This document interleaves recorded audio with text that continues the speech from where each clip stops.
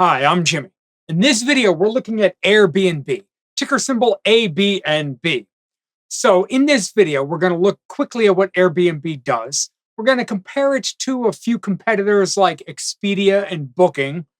Then we're going to look at some of the numbers and try to come up with a fair value for Airbnb stock to see if it's worth investing in today. So what does Airbnb do?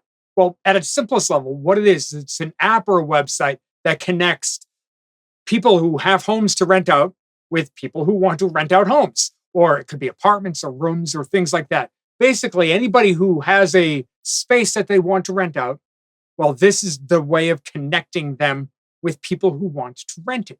Very similar to what a company like Uber does, where they don't actually own any taxis, but they connect drivers with passengers. Here, they connect hosts with guests. It's really that simple. Now, in the past couple of years, they have expanded a bit beyond the rental of homes and they've gone into experiences. So let's imagine you're renting out a house, and when you're there, maybe you want, a massage. Well, you can rent them. You could essentially hire a masseuse through the Airbnb app. And for Airbnb, well, this is beneficial because you get a cut of all of the bookings that happen on the website. That's an important piece of what the company does. Basically, the way that they generate revenue is if a person has a house that they're going to rent out, well, that's the gross booking. What is the value of that, let's say, property being rented out for the week? Well, Airbnb will take a small piece of that as their cut. They will count that as revenue. If they do experiences, well, they will take a small cut. They will count that as revenue. And just recently, they've expanded into hotels. Now, right now, that's in the very early phases of a rollout. We're going to get back into that in a minute. But essentially, in major cities like a New York City or something, they've begun to, let's say, test out whether or not people will rent out hotels on the Airbnb website. Okay, now the real question is, why expand into hotels? We're talking regular hotels, things like Hilton or Holiday Inn, things like that, regular hotel rooms. Well, one interesting thing to consider is when we look at this chart here, this is a chart of what they call alternative rental space. Alternative rental spaces are short-term rentals, things like an Airbnb, local houses, small boutique hotels, things like that, versus regular hotel rooms. Well, clearly, there's a lot more regular hotel rooms than there are small short-term rental properties. So Airbnb trying to expand there is, let's say, necessary if they want to maintain growth. In the past few years, the short-term rental space, although it's still growing, the growth rate has decelerated a little bit. It's slowed down. So they're looking to increase growth by now offering hotels. The issue is when we look at the hotel market, well, and by the way, it's estimated it's a $580 or so billion market on an annual basis of hotel rooms being rented out around the globe. Well, here we can see with this kind of subcategory that Expedia and Booking are the primary players in this market. Now, before we jump into the numbers and look at whether or not this is actually a smart move, the real question that I had as I was doing the research was, can it really be done? Can it effectively be done for a company to enter a brand new space, something like hotel rooms, which is not really what Airbnb does? In fact, if you think about Airbnb, you probably don't think about hotel rooms. Well, how easy is it for a company to slip into that space? Well, interestingly, there's actually been some examples with some of their competitors. So if we were to go back to an example between Booking and Airbnb, well, as we can see here on this chart, at one point, Booking did not offer airlines. They didn't offer like plane tickets on their website. By the way, Booking it's not just booking.com. They own quite a few. They own Kayak. They own Open Table for like restaurants and stuff like that. So there's a whole bunch of brands. There's a whole slew of brands in there. We'll come back to Booking at the end of this whole thing. But interestingly, a couple of years ago, Booking was not in the plane ticket market. They entered. And as you can see here, compared to Expedia, who was by far the dominant player at the time, Booking has done an amazing job of infiltrating that market. They have gradually increased market share as far as the number of tickets being sold by volume on a quarterly basis. So clearly, it can be done that a company, a online travel agency like Booking or Expedia or even Airbnb to a degree, that they can enter a new space. So it is possible that a company like Airbnb enters this space successfully. Now, before we look at whether or not we think it will actually be successful, let's jump in and look at some of the individual numbers for Airbnb. So now jumping over to the Investors Grow website, first we'll jump in and look at revenue. And we can see that, of course, revenue pulled back in 2020, logical reasons. But since then, it has grown a decent amount. But what makes this real interesting to me from a growth is first, you might notice that the growth has in fact decreased. There's been a deceleration, a slowing of growth over the past few years. But what's interesting is that when we compare that to a company like Booking, well, on the Investors Grow website, if you go over here, you hit this plus, and you'll see the search bar becomes blue. Basically, we're saying we want to compare this company to another company. We plug in Booking's ticker symbol, and just like that, well, now when we jump down and click the revenue chart, we can see the two charts side by side. Well, again, in 2020, you saw a meaningful pullback in both companies' revenue, which again is logical. We're not going to punish them for that. But since then, Booking has grown more. In fact, if you look at the past couple of years, Booking has grown faster than Airbnb, which partially explains at least why Airbnb is now pushing into the hotel market.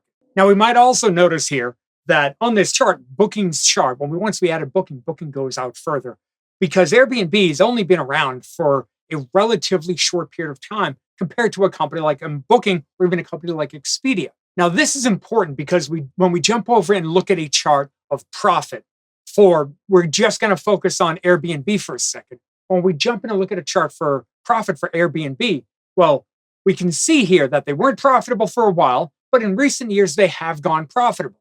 Now, before we go much further, let's jump over and look at the take rate for the rental portion of the business as best as we can estimate it. So when I was doing the research, the take rates were a little bit tricky. First, Airbnb, theirs was fairly simple. It's kind of straightforward. They give you a lot of the numbers. So we have their take rate at about 13%. So let's say they were to generate $1 billion in bookings. Well, what percentage of that, in this case, a little over 13%, would go to their revenue line? Well, Expedia, their number's a little bit smaller. Booking, on the other hand, has the highest take rate, again, based on what we could estimate. They gave a lot of numbers as far as ranges and stuff. I took the weighted average from what I could find. I actually think the Booking number came from the previous year.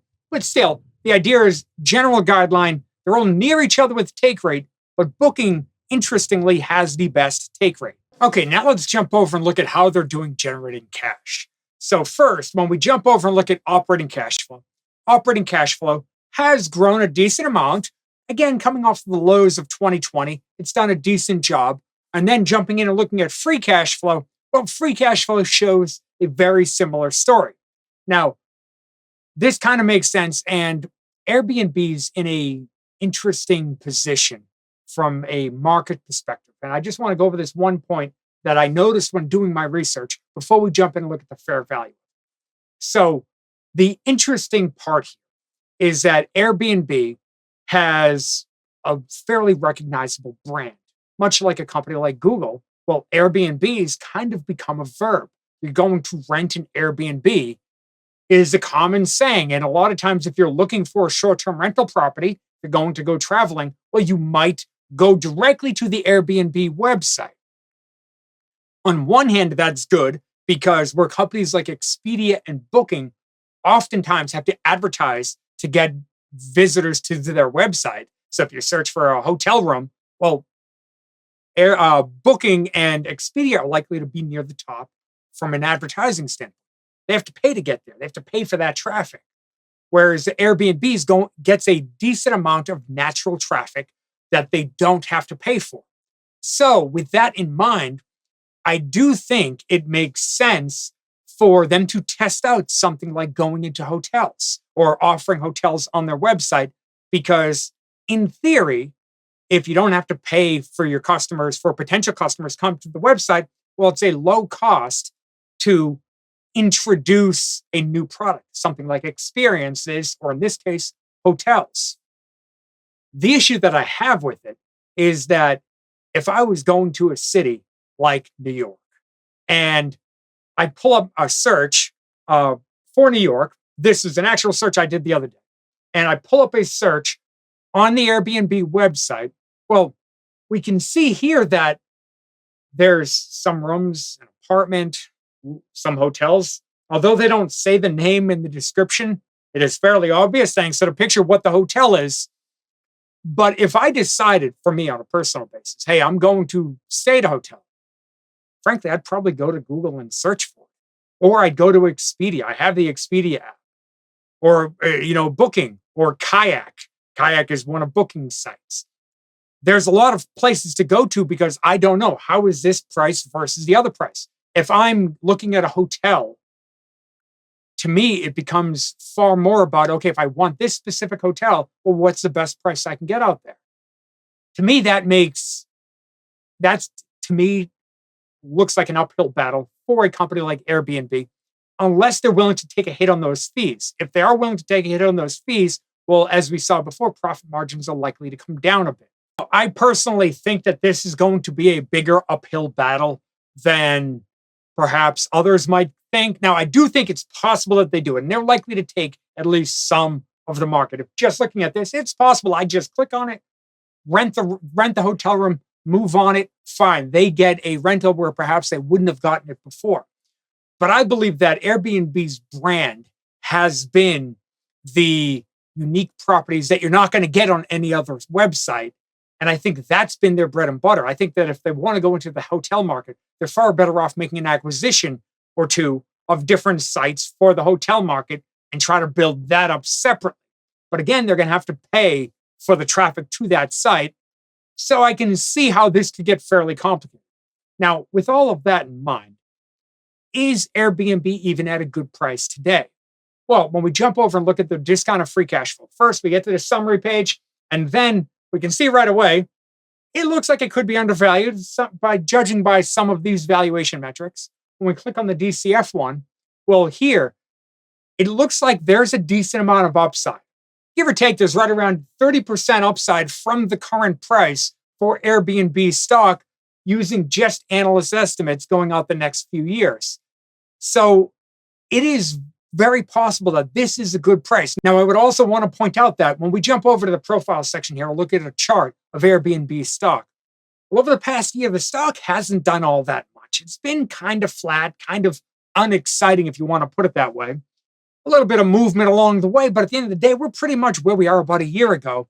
And I think that one of the concerns there is that there's far more uncertainty around this company than there was a couple of years ago coming out of COVID and all the excitement around Airbnb. But now that they're becoming more like a regular, let's say like a Booking or an Expedia, let's say more like a regular online travel agency, well, I think that the profit margin is likely to go down, the excitement about it, even the PE multiple that it would trade at has the potential to pull back a little. Now, for me, I think that although this company looks undervalued, and if I already owned it, if I've owned it, let's say I've owned it for a few years, this is probably a good long-term buy and hold.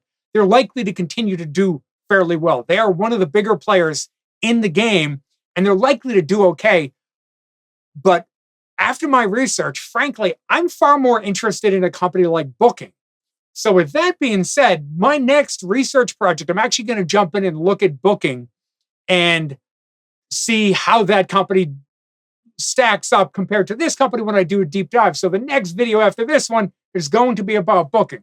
Now, if you want to sign up to get access to the Investors Grow website, where we try to make it quick and easy to analyze companies, help you make good, smart investment decisions, I'll leave a link right here, link in the description below.